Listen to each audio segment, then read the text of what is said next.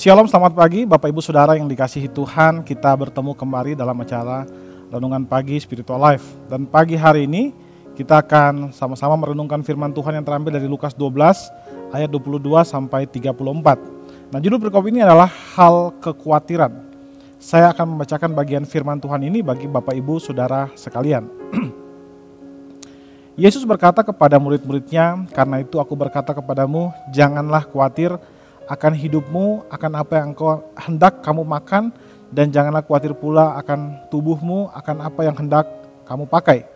Sebab hidup lebih penting daripada makanan, dan tubuh itu lebih penting daripada pakaian. Perhatikanlah burung-burung gagak yang tidak menabur dan tidak menuai, dan tidak mempunyai gudang atau lumbung. Namun demikian diberi makan oleh Allah. Betapa jauhnya kamu melebihi burung-burung itu. Siapakah di antara kamu yang karena kekhawatirannya dapat menambah sehasta pada jalan hidupnya? Jadi jikalau kamu tidak sanggup membuat barang yang paling kecil, mengapa kamu khawatir akan hal-hal lain? Perhatikanlah burung bunga bakung yang tidak memintal dan tidak menenun. Namun aku berkata kepadamu, Salomo dalam segala kemegahannya pun tidak berpakaian seindah salah satu dari bunga itu. Jadi jika rumput di ladang yang hari ini ada dan besok dibuang ke dalam api, demikian didandani Allah, terlebih lagi kamu, hai orang yang kurang percaya. Jadi janganlah kamu mempersoalkan apa yang akan kamu makan atau apa yang akan kamu minum, dan janganlah cemas hatimu. Semua itu dicari bangsa-bangsa di dunia yang tidak mengenal Allah. Akan tetapi Bapamu tahu bahwa kamu memang memerlukan semuanya itu. Tetapi carilah kerajaannya, maka semuanya itu akan ditambahkan juga kepadamu. Janganlah takut, hai kamu, kawanan kecil, karena Bapamu telah berkenan memberi kamu kerajaan itu. Jualah segala milikmu dan berikanlah sedekah. Buatlah bagimu pundi-pundi yang tidak dapat menjadi tua, suatu harta di sorga yang tidak akan habis, yang tidak dapat didekati pencuri dan yang tidak dirusak ngengat. Karena di mana hartamu berada, di situ hatimu juga berada. Di situ juga hatimu berada. Saudara yang dikasihi Tuhan, di dalam perikop yang baru saja kita baca ini, dijelaskan bahwa suatu ketika Kristus sedang mengajar para murid-muridnya untuk tidak khawatir tentang apapun juga. Nah, salah satu hal yang menarik di dalam bagian ini adalah terletak pada ayat 29 sampai 30. Dikatakan di sana, jadi janganlah kamu mempersoalkan apa yang akan kamu makan atau apa yang akan kamu minum, dan janganlah cemas hatimu.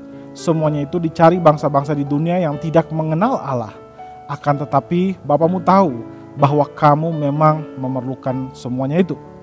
Saudara, di dalam ayat 29 sampai 30 ini, Kristus menjelaskan bahwa kekhawatiran adalah salah satu cara orang-orang yang tidak mengenal Allah berpikir. Dengan kata lain, Kristus ingin menjelaskan bahwa orang yang mengenal Allah akan membuat dia memiliki iman kepada Allah. Sebaliknya orang yang tidak mengenal Allah, karena dia tidak mengetahui siapa yang akan mengatur kehidupannya, maka dia akan menjadi khawatir. Dan salah satu tanda orang yang memiliki iman adalah dia tidak akan menjadi khawatir mengenai berbagai hal. Saudara, seringkali kita menjadi khawatir mengenai hal-hal yang tidak bisa kita kendalikan atau hal-hal yang tidak kita ketahui. Kita menjadi khawatir tentang masa depan kita menjadi khawatir karena kita tidak tahu apa yang akan terjadi kepada masa depan kita nantinya. Sebaliknya saudara, jika kita mengenal Allah, meskipun kita tidak memahami dengan jelas apa yang akan terjadi pada kehidupan kita di masa yang akan datang, namun kita tahu pasti bahwa Allah tidak akan membiarkan kita dan selalu menopang kehidupan kita. Tentu saja semua hal itu adalah hal yang penting. Ketika kita mengkhawatirkan hal-hal yang harus kita pikirkan untuk merencanakan masa depan kita, tentunya itu merupakan hal yang penting untuk kita merencanakannya dengan baik. Tapi jangan biarkan hidup kita dikendalikan oleh ketakutan yang membuat kita menjadi tidak berani melangkah dan tidak berani mengambil keputusan karena ketakutan itu mempengaruhi semua cara kita berpikir. Saudara, marilah kita belajar untuk menghalau kekhawatiran kita dengan belajar mengenal Allah melalui membaca Alkitab, berdoa, mengikuti bimbingan Roh Kudus setiap hari dalam kehidupan kita, mengambil keputusan-keputusan yang sesuai dengan kehendak Allah. Hal tersebut akan membantu kita untuk bisa mengenal Allah dan merasakan bimbingan Allah pada saat kita menjalani kehidupan ini. Saudara, dengan belajar firman Tuhan, dengan melakukan disiplin rohani untuk membantu kita mengenal Allah, maka kita akan mengenal Allah dan kemudian memunculkan iman di dalam hati kita. Dan iman itu akan membantu kita menghalau kekhawatiran yang menghadapi kita ketika kita berhadapan dengan situasi yang tidak kita kenal atau situasi yang tidak bisa kita kendalikan. Karena itu saudara, marilah kita belajar mengenal Allah supaya kita bisa hidup dengan pengenalan yang benar akan Allah dan hidup di dalam iman kepada Dia. Mari saudara, kita ambil waktu sejenak untuk merenungkan firman Tuhan yang baru saja kita dengarkan. Saudara, apakah ada hal-hal yang saat ini sedang saudara khawatirkan? Marilah kita mengambil waktu sejenak untuk mendoakan hal tersebut. Sampaikanlah hal-hal yang saudara khawatirkan itu kepada Tuhan. Berdoalah juga agar Tuhan memberikan saudara kemampuan untuk bisa mengenal Allah dengan lebih baik. Sehingga iman saudara dapat semakin teguh dalam menghadapi hal-hal yang saudara khawatirkan itu.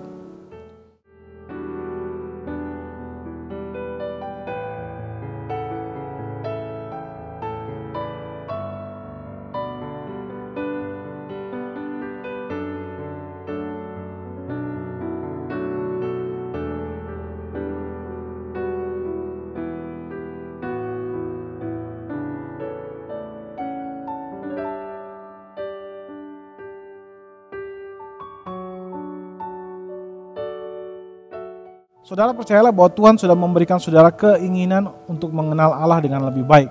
Sehingga iman saudara dapat semakin teguh dalam menghadapi hal-hal yang saudara khawatirkan.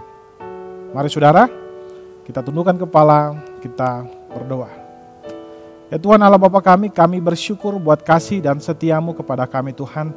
Terima kasih karena penyertaan-Mu, kami boleh ada sampai saat ini. Terima kasih buat penyertaan-Mu dalam istirahat malam Tuhan, dan pagi ini kami boleh bangun dengan kesegaran yang baru. Kami percaya itu karena karunia-Mu Tuhan. Dan pagi hari ini kami bersyukur Engkau sudah mengizinkan kami untuk mendengarkan firman-Mu yang membantu kami untuk bertumbuh di dalam pengenalan yang benar akan Engkau Tuhan. Engkau ajar kami ya Bapa, supaya kami boleh terus berjalan di dalam terang-Mu Tuhan. Terima kasih Tuhan. Dalam nama Tuhan Yesus kami serahkan semua kegiatan kami hari ini, mulai dari pagi, siang, sampai malam nanti hanya ke dalam tangan-Mu saja. Di dalam nama Kristus Tuhan kami berdoa kepada Bapa Surgawi. Haleluya. Amin.